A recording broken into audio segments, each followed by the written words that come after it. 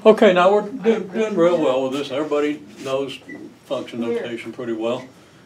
So if f of x equals x squared, everybody wrote down 49 for this. And I said, no, it's not 49, it's 7 squared, because 7 replaces the x, and x gets squared. So it's 7 squared, but of course that is equal to 49, so technically you're right. But we want to go through this process and be careful when we write these things down, as you see with some of the later things. So, okay, f of 1.3 is 1.3 squared, f of a is a squared, gets monotonous. F of stick figure squared. Now everything here except a couple of them can be simplified, but I don't know how to simplify the square of a stick figure. And if you have a way, I'd be interested to see. F of aardvark is aardvark squared. Now if aardvark happens to be the name of a variable, then that might actually have a value. But if it's just the word aardvark, then you can't square a word by any mathematical rule I know of. Okay? So maybe it makes sense, maybe it doesn't. Maybe stick figure's a symbol for a variable and it actually has a value that you can calculate with, okay? You don't know. But whatever is in the parentheses here gets squared. So f of x plus delta x squared equals x plus delta x quantity squared. Not, this is important, because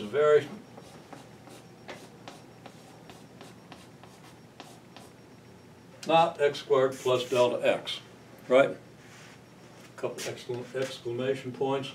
It's not, and that's not a quadruple factorial either. Okay, f of 2 to the x is 2 to the x squared. F of 1 over x is 1 over x squared. F of the square root of x is the square root of x squared. We do need to make a note here. Can you do the square root of x for any x? Would it just be x? So you have to make the restriction that this doesn't make sense unless x is greater than or equal to 0. Wouldn't that just equal x? Or do we have to write Well, it? yeah, you say it's equal to x, but if you don't restrict the fact that x has to be greater than or equal to 0, then you might think x could be any number. But it can't be, because you can't do the square root of a negative. Even though if you square the square root of x, you get x, it doesn't apply unless x has a square root. Because you can't square something that doesn't exist, right? Wouldn't you also say that above it, 1 over x squared, x can't be 0? Yeah. But there's no way that's going to get hidden, because when you expand that, you're going to get 1 over x squared.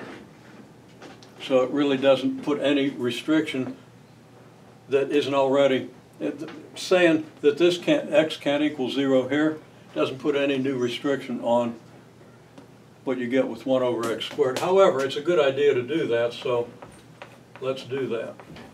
Okay? Because you do want to be careful. I agree, we should do that. Okay?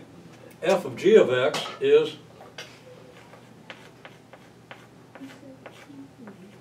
g of x squared. Okay? So writing out what f of whatever is a trivial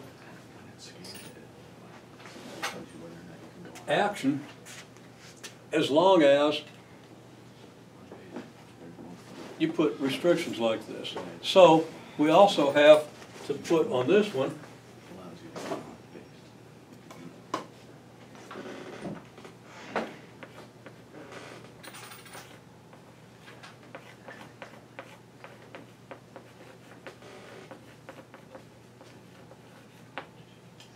I could say for all x such that g of x is defined. Now this upside down a stands for the quantifier for all. Okay?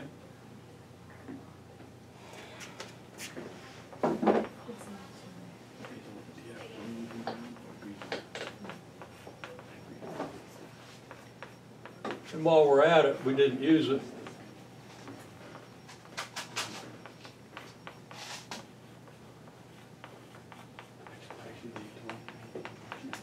But these are quantifiers that I might use later, so you kind of want to make note of them.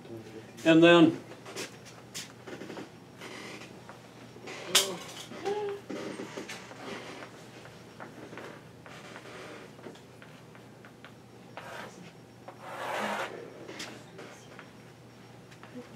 Okay, that vertical line means such that.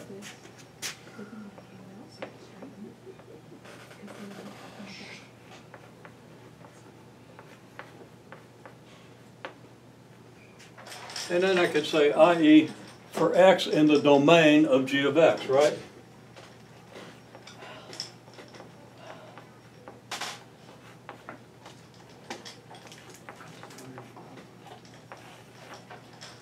Which is a little more familiar, because if x isn't in the domain of g of x, then g of x isn't defined, right?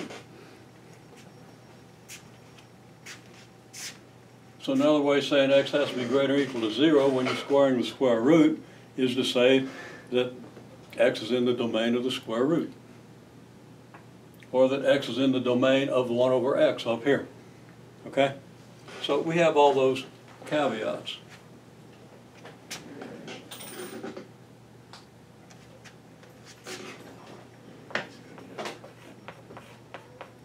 So I can say a little more that f of 1 over x then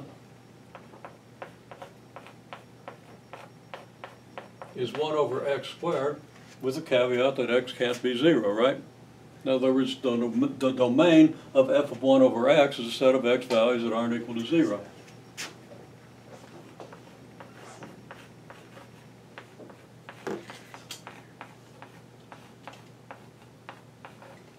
So f of square root of x is x, which I think everybody wrote down, but you definitely need the restriction there, x greater than or equal to 0.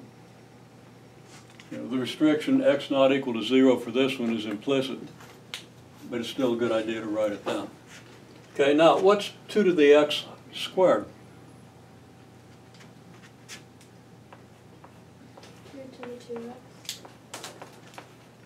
That's 2 to the x times 2 to the x, and by laws of exponents, that's 2 to the x plus x, which is exactly as Morgan said, 2 to the 2x. Okay? What do you get if you square x plus delta x? X squared plus 2 delta x. Yeah. Now people are going to want to write down, I mean I see it all the time, maybe you all wouldn't, but that's a good answer. It's not x squared plus delta x squared. A plus b squared is not a squared plus b squared. Okay? 4 plus 3 squared is not 4 squared plus 3 squared. 4 squared plus 3 squared is 25. 4 squared plus 3 squared, did I say that right? 4 squared plus 3 squared is 25. If you square 4 plus 3, you're squaring 7, you get 49. Okay? So you want to be careful about that. And that's going to come back because we're going to do difference quotients, because they correspond to slopes of graphs. And you want to see that correspondence, and if you don't see that correspondence, there's something you want to understand about calculus. Unless you see it when you take calculus, unless you saw it when you took calculus. So, if you didn't see it when you took calculus, it'll do you some good to see it now. Okay? Which one is that again? I'm sorry? Which one is that again, what you were talking about seeing during calculus? I heard the word calculus. Which one of those was it that you were talking about? That The one we're going to talk about next. All right. Okay? So, that's composites, and everybody seems to be in good shape there. I have very few worries about your composites. Notice that the normal curve is a composite of the exponential function e to the x with this x minus mu squared over 2 sigma. And actually, it should be 2 sigma squared. And I hadn't thought through whether I need a sigma over there, but I'm pretty sure I do. It's a square root of sigma. Okay. Anyhow, difference quotient. Got to do a picture.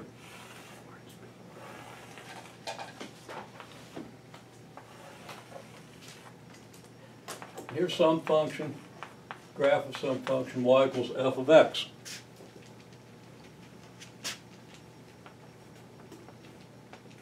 And here's x,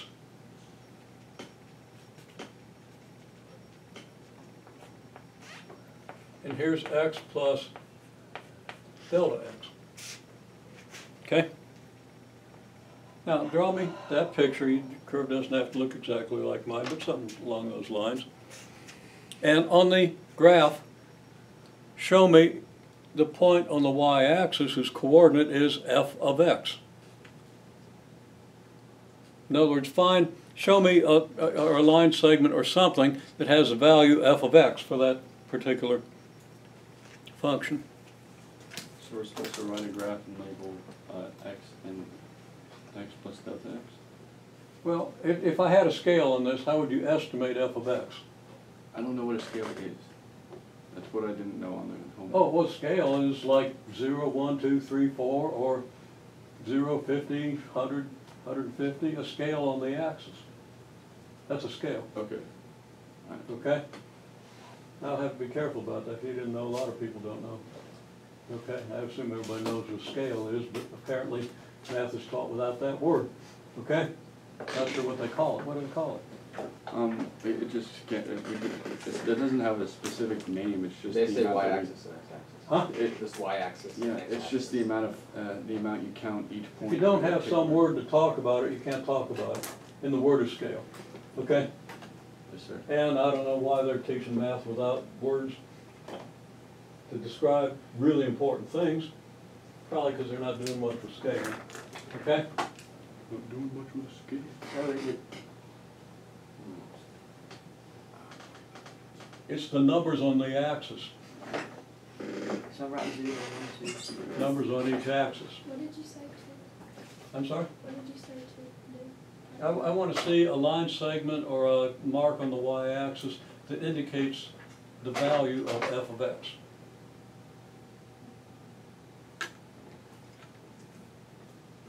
Okay, I see, Plotting, no trouble with that. Yeah. Okay? I don't understand what you mean by it. I think I figured it out. No clue. Like, would x be 1, and then we'd plug that in? Well, you don't have numbers and you don't have a formula for the function. You have a graph, and you can show me on that graph where f of x is. Now, if I put numbers on things, you would be able to tell me, I think, pretty quickly what the value of f of x is, but we're doing this a little more abstractly. So all I'm saying is that, okay, and I don't think anybody has it. Anybody want to? Find f of x. Do you want to go finish I mine? know how to do it. Okay, well, this line segment here, what's the length of that line segment? X, it should be x squared. No, it's just, you don't know what the function is. The length of this line segment is f of x. How do we know that? Because when you graph, if you're graphing x squared, and x was 2, then you would say, okay, f of 2 is 4, right? So when you go up 4 units, you were doing f of 2, right? Something you might need to ponder a little bit. I'm just going to state it. If this is x, every point on the graph has the form x, f of x, with different values of x. Okay? In other words, y equals f of x. This point on the graph is the y that goes with this x, right? What y goes with this x? F of x. It says it right there. That's what it says. Okay? Now there are aspects of graphs that people don't pick up. Okay? Especially if you do a lot of graphs using a calculator. Okay? And that happens too often, as you know, I think. Okay?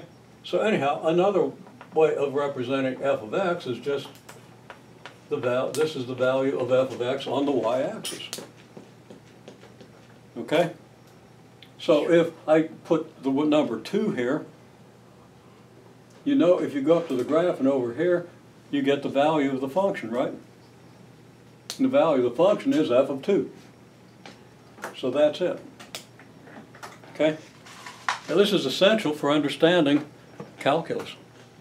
Because if you don't understand this, you really don't understand the difference quotient. For homework, are we going to be required to make a graph based on your function, like y equals f of x, or like F of You x might see a x graph that I say is f of x, and I might have a scale and ask you to estimate f of 3 or f of 7. And we'll digress to do a little of that. But let's go in here. There are various things we're going to do with graphs, as you'll see. Okay? Now, what's the length of this line segment? F of x plus delta. It's f of x plus delta, that's right.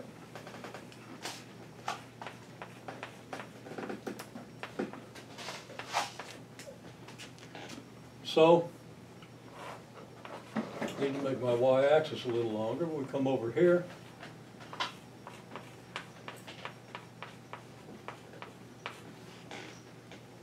There's f of x plus delta x, right?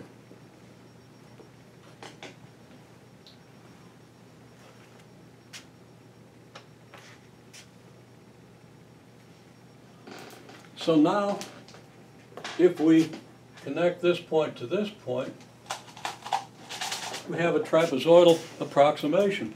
I'm really starting to not like trapezoidal approximations. Oh, you gotta love them because they're key.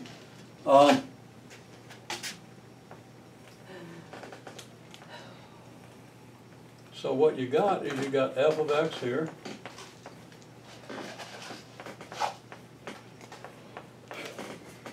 F of x plus delta x here. So what's your slope? Of course you got x down here and x plus delta x here. Now when somebody puts you in a somewhat confusing situation, as I've apparently done, and asks you to find the slope, what's the first question you're going to ask yourself? It's not, oh my God, how do I find the slope? What's that got to do? What's that got to do with this? And that's a natural impulse, panic. But what do you know about the slope? The difference between the y values. F of x plus delta x over What x. two words come to your mind when you hear Rise the or word run. slope? Panic and leave, right? No. Yes. Rise and run. Right? Away from this problem. It's not a formula, it's two words. Okay? It can be expressed as a formula, and everybody knows what the formula is, but that doesn't seem to be particularly helpful in getting people through a question like this. Okay? You think rise and run. Okay? So, how do you get the rise? And the reason I say that is, you got this thing slope. Not sure what to do? Well, you break it into two easier questions. What's the rise? What's the run? Okay? Yeah. F of x plus delta x minus f of x over x plus delta x minus x. So just So let's go back to rise. What's the delta rise? x Somebody over else say, x. that's absolutely right for the slope. But somebody else tell me what the rise is. F of x plus delta x minus f of x. Yeah, well, it's this minus this. That's how you do the rise of a trapezoid. Trapezoids are extraordinarily simple, which is why you're going to love them, if you don't already. Not loving them right now. Okay? No, what you not liking so great is a difference quotient, but it's the foundation of all the calculus. Okay. And it's something that's always done in a pre-calculus class that does what it's supposed to do. Because pre-calculus is supposed to prepare you for calculus. So it goes up to the difference quotient and does it for a quadratic function, which is really easy. You won't have any trouble doing that when I write it out. Okay? But let's see what it means, because that's harder. And see how rise, run, and slope relate to each other, because that's central to understanding what calculus is telling you and why it's telling you what it is. Okay? So I'm not teaching you calculus, but I'm teaching you something that people who've had calculus don't ever seem to know.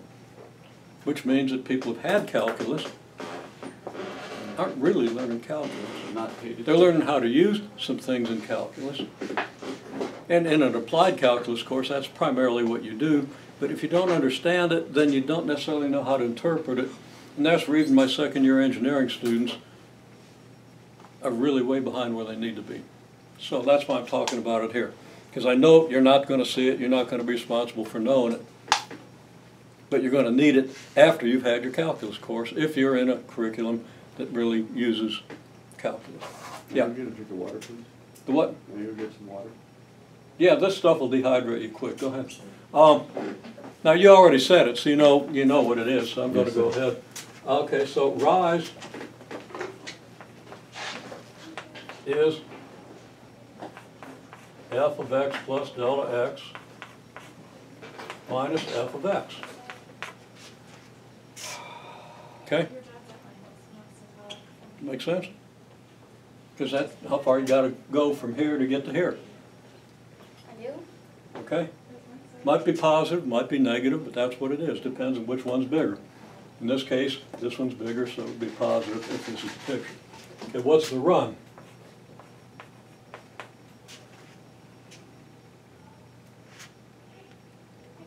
X Well- plus delta x minus x. Yeah.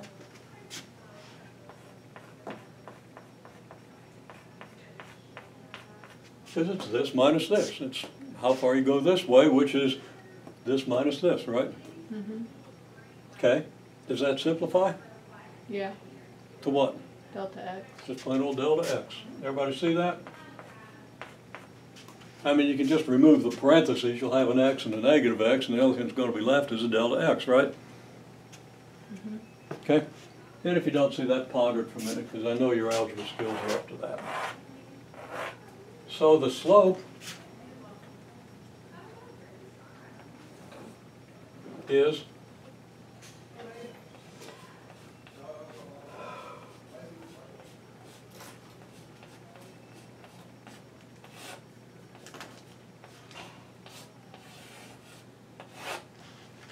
f of x plus delta x minus f of x all divided by x, delta x. Okay?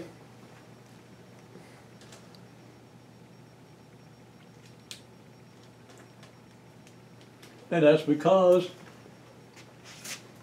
from here up to the graph, distance is f of x plus delta x, or the displacement, because distance can be positive.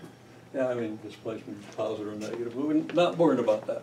Okay, so if this is x plus delta x, then from here up to the graph is f of x plus delta x, just like, $2. what'd you do, hold up a water No, truck? I put in $2 in the vending machine. One water costs $1.50, okay? I put in $2. I push the water button. It dispenses one water and continues to dispense 3 more and gives me 50 cents back. So I got Did 3 you free stay to water. make sure that there was Well, others? I looked considering in there, and there was like that you can take a water bottle and fill it up from the fountain for free, I'd say you were still overpriced, but okay. 37.5 cents a bottle. You'll have it drunk before we leave this class. What? You'll drink all that before we leave this class. Bet, I will. Yeah. I Okay. will. Now, back here. Okay. At what rate did your amount of water change with respect to your money? Jeez, I don't know. 4 bottles per $1.50, right? $1.50 divided by 4, that's gonna be. Yeah, okay, so divide that. You can do that with a graph. Difference quotient. Okay. Now,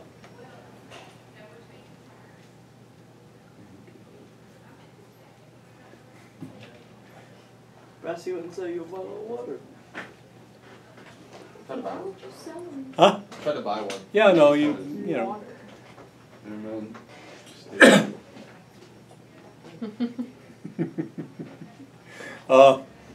Okay. That's the business, guys, not dealing drugs, dealing water. Have you got the food? Shh, no one knows that. So you stole Okay, it. yeah, okay. Let's not lose train of thought here. Okay? If you understand this and this, then the rest of this is just very simple.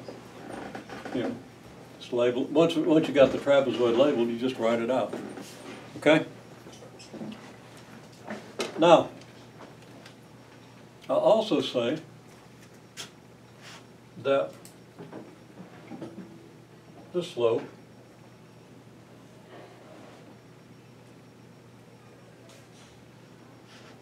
is just defined by this triangle here, right? Okay, the slope of any trapezoid can be defined by a triangle with one side this way and one side this way, right? Horizontal side and a vertical side. Okay? And between 2 points, that's what we're going to call a fundamental triangle. Okay? And to interpret what a function is telling you, or what the difference quotient is telling you about the function, you've got to know what the rise means and what the run means. Okay? What is a fundamental moving? Oh, that triangle. Yeah. This is a fundamental triangle. Now that's not a standard mathematical term.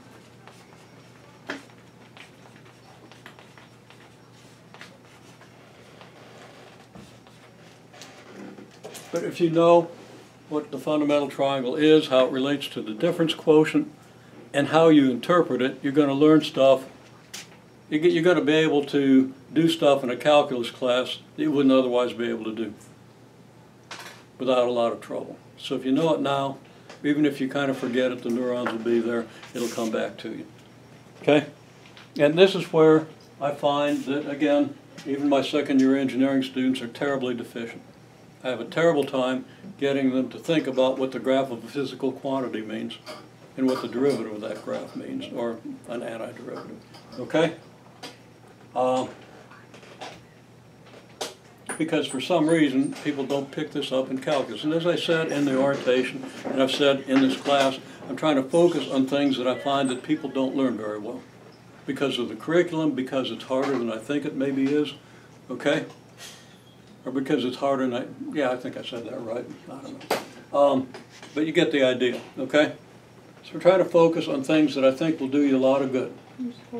If you maybe go back and take a quick look at your notes, you know, very condensed set of notes, a page or less, and take a glance at it every few months, you'll find that you're learning stuff and learning why we learn all this, okay? So whether you do that or not, and almost nobody will, but you know, it'd be a good idea. Okay, so we've got this thing called the fundamental triangle, right? And we've got this thing called the difference quotient. Okay, so the difference quotient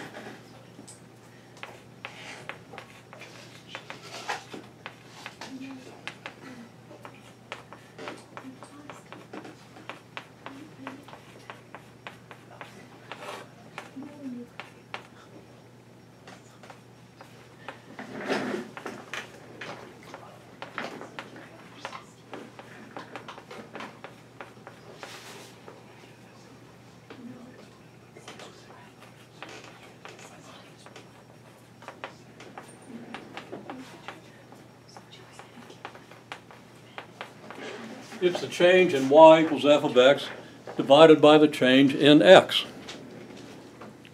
Okay? What's another shorter, maybe not all that much shorter, but another way of saying the change in y divided by the change in x? The slope? It's the slope, but what's the slope? Rise What- over run? Yeah, but what's another word for the slope, basically, in this kind of a case? It's a rate of change. Okay?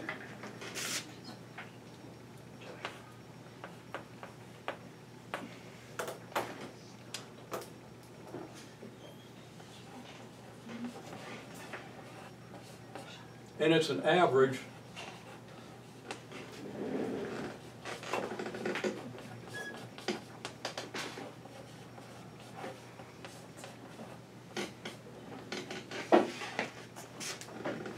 It's the average rate of change of y with respect to x. If you do an average rate of change, you got to know what the interval is. Well, the interval is from x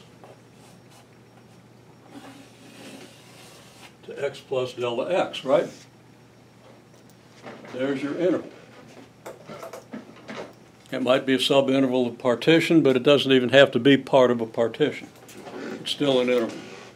And you still have an average rate of change that can be calculated by a trapezoid and actually just a triangle, a fundamental triangle for those 2 points. Okay? Because if you're not interested in the area under this thing, then we often are interested in the area. If you're not interested in the area, all you need is the 2 points, and you can construct your fundamental triangle. You see where the rise is, where the run is, and you have a notation for it. And you really need to know that. Almost everybody in here is going to take a calculus course. Some of you have already taken it, and you might well take, you know, probably will take, if you've had a high school applied calculus, you're probably going to take a calculus course of one kind or another in college, right? So, yeah, I'm not, you know, you're not committed to doing that, but it's likely that you will, because almost any field can benefit from knowing calculus. Okay, so that's it, and this is really, really important, okay? So we're going to do some with it, but what we're doing with it is not going to be that hard. It's just, you got to get used to doing it and thinking about what things mean.